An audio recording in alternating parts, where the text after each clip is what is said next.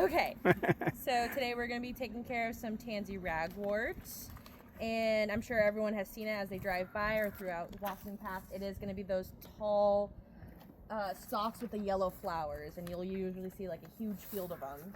Very noticeable, especially this summer. It's been a hot summer. So basically, Tansy Ragwort is an invasive species. If you want to get really technical, it's a class B, which means we need to control it and or eradicate it. It is toxic to humans and livestock, so it is very harmful if it is in pasteurized areas and if kids are nearby. But it is only toxic if you ingest it, so don't worry too much about it. So can it pass through if, like, say, livestock like a dairy cow eats it? Does it pass through to the dairy? I don't think so. Okay. I think in that regard, it's only a problem to like farm owners and their livestock, that it's going to make their livestock sick, and it's going to make humans sick if they are growing maybe vegetables, have a garden, and they have Tansy Ragwort nearby. It'll only be a problem to whoever ingests it. I don't think ingesting it orally, not by your skin. Not by your skin. That somewhere. That would be for, there's another invasive species, poison hemlock. I don't know if you're familiar with that. It's almost a tangent, but that one you do not want to touch. And I can go into deeper conversation about that one, but I was just clarifying. Okay, yes. But yes, ingesting is kind of where it's going to be a problem. Tansy Ragwort is biennial, which means it has a 2-year cycle. And we were talking about that. The second picture right here is going to be the first year. The first year, it kind of looks like kale to me. It's not going to have those yellow flowers. It's going to be low to the ground. And this is going to be the easiest and fastest way to eradicate. If you see it, just grab it. It's not going to be a big problem. What happens is this will go through its first year. Then second year, it's going to come back and it's going to shoot up. Typically shoots up. It shot up a lot earlier this year because of how hot it was.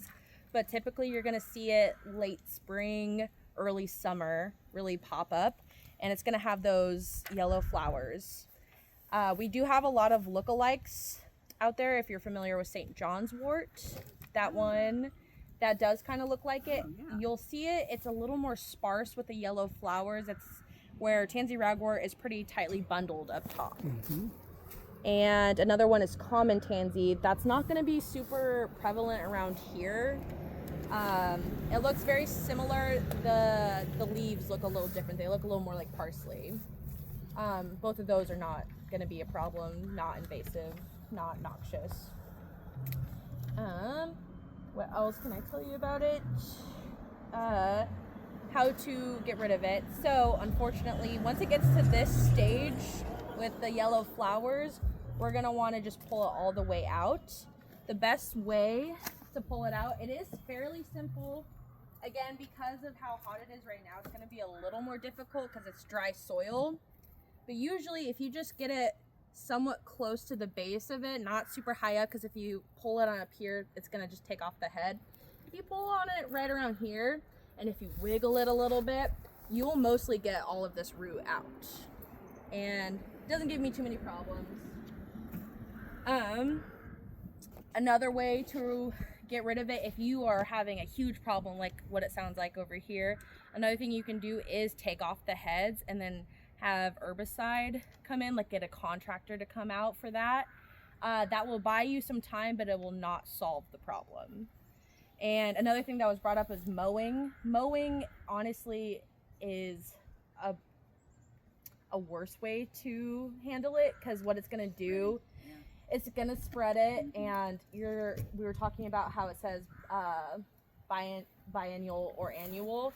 That's where it can become annual, like an annual problem, where if we mow it, those second years are going to just keep coming up, and it's not going to have that biennial cycle, and it just becomes a bigger problem than what we're wanting. I think that is a majority of what I can say. If there is any questions, or if there's something I did not cover that you did have a question on. So with a 2-year cycle, we've got the tall yellow flowers at this point in time. The ones we don't pull out, like the ones that are mixed in with the blackberries, those seeds then, I'm assuming, will just spread all the heck everywhere, and it will be worse next year. But they will be little next year, and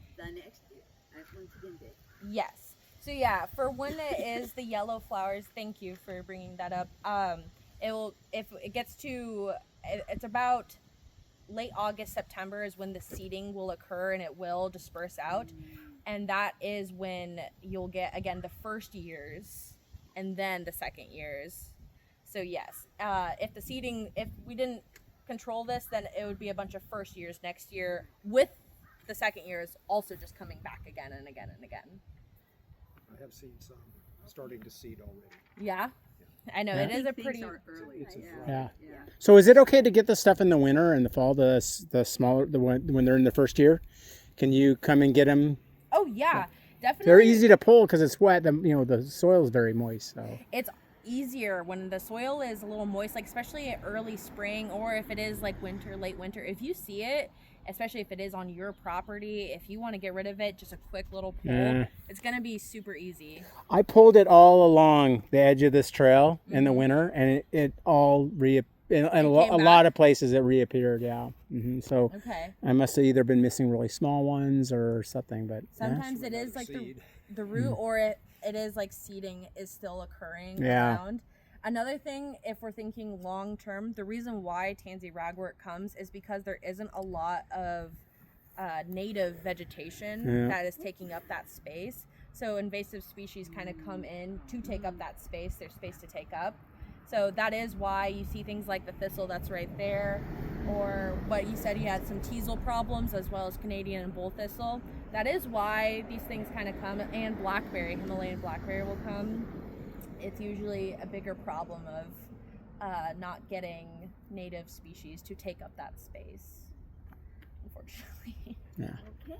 Okay. So disposal. What do we do? How are we supposed to dispose of this stuff? Good question. Can we just throw it in the trash? I know we're not putting it in the recycle bin, but can we just toss it in the trash? If you toss it into a lined bag like that and you're tossing it in a bag and it's going to go into the landfill, yes. As long as the bag is tied, you're going to want to just contain it. Okay. So you can't just put it in a dumpster. You have to bag it.